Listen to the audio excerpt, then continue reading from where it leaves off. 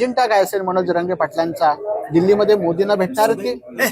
सगळी दुनिया एकत्र येते ना. आम्ही मराठी देशातले एकत्र येलो. याच्यात राजकारणाचा संदर्भ नाही, सत्ताधारी पण नाही दिल्लीतले आणि ते विरोधी बी नाही. याच्यात राजकीय संदर्भ नाही. आमचा समाज देशातला एकत्र येतोय, मराठा समाज, बाकीचे सगळेच येतात. तशी आमची देशावरती एकजूट आहे, असली पाहिजे. अन्याय होतो आमच्यावरती, आपण अधिवेशन घेऊन एकमेकाला भेटलं पाहिजे, गाठी भेटी पाहिजे. मुंबईनंतर मराठ्यांचं भगवं वादळ आता दिल्लीमध्ये धडकणार आहे आणि तशी घोषणाच थेट मनोज जरांगे पाटलांनी केलेली आहे. पण मात्र मनोज जरांगे पाटील हे दिल्लीला जाऊन नेमकं काय करणार आहेत? मनोज जरांगे पाटलांचं दिल्लीला जाणं योग्य आहे का? दिल्लीला जाऊन नेमकं काय होणार आहे हेच सविस्तर आपल्याला या व्हिडिओमध्ये बघायचंय. पण जर तुम्ही अजूनही आपलं चॅनल सबस्क्राईब केलं नसेल तर लगेचच करून घ्या आणि बाजूला असणाऱ्या बेल नोटिफिकेशनला सुद्धा ऑन करायला विसरू नका.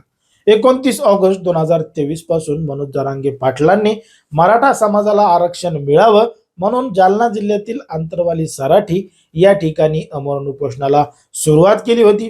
बघता बघता संपूर्ण मराठा समाज मनोज जरांगे पाटलांच्या पाठीमागं ठामपणानं खंबीरपणानं उभा राहिला. जोपर्यंत आरक्षण मिळणार नाही तोपर्यंत माघार घेणार नाही असं थेट मनोज जरांगे पाटलांनी सांगितलं होतं.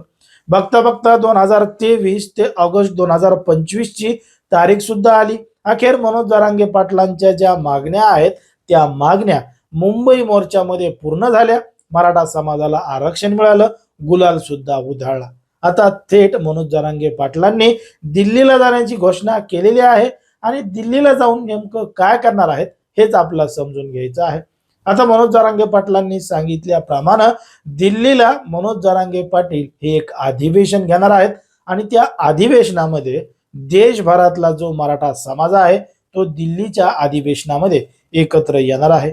म्हणजे ज्या पद्धतीनं राज्यातला मराठा समाज एकत्र आला, इतरही राज्यांमध्ये मराठा समाज आहे, मग तो सगळा समाज एकत्र आला पाहिजे. त्यांचं नेतृत्व मनोज जरांगे पाटलांनी केलं पाहिजे. त्यासाठी आता दिल्ली येथे मनोज जरांगे पाटील लवकरच एक मोठं अधिवेशन घेणार आहेत आणि देशभरामध्ये असणारा जो मराठा समाज आहे तो एकत्र येणार आहे. जर आपण पाहिलं तर या अगोदर राज्यातला मराठा समाज एकत्र येत नव्हता, पण मात्र मनोज जरांगे पाटलांमुळे संपूर्ण समाज एकत्र आलेला आपल्याला दिसला. जर मनोज जरांगे पाटलांनी दिल्ली या ठिकाणी एक मोठं अधिवेशन घेतलं आणि त्या अधिवेशनामध्ये देशभरातला मराठा समाज एकत्र आला तर मनोज जरांगे पाटील हे देशाचं नेतृत्व करतील. संपूर्ण राज्यभरातला देशभरातला मराठा समाज एकत्र आणतील आणि आपली एक वेगळी ताकद संपूर्ण देशाला दाखवून देतील असंच एकंदरीत आपल्या या ठिकाणी वाटतं. यामधून मनोज जरांगे पाटलांना देशभरामधून मोठा पाठिंबा मिळेल.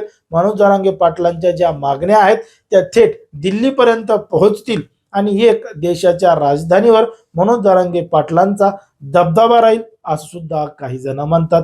म्हणून मनोज जरांगे पाटलांच्या या दिल्ली अधिवेशनाचा मोठा फायदा मराठा समाजाला होऊ शकतो असं देखील काही जण म्हणतात. आता ज्या पद्धतीनं मनोज जरांगे पाटलांनी दिल्लीला जाण्याची घोषणा केली आहे, अधिवेशन घेणार असल्याचं सांगितलं आहे, त्याच्यावर तुम्हाला काय वाटतं हे अगदी स्पष्टपणे कमेंटमध्ये सांगा. आणि अशाच पद्धतीचे नवनवीन व्हिडिओ पाहण्यासाठी आपल्या चॅनलला लगेच सबस्क्राईब करायला सुद्धा विसरू नका.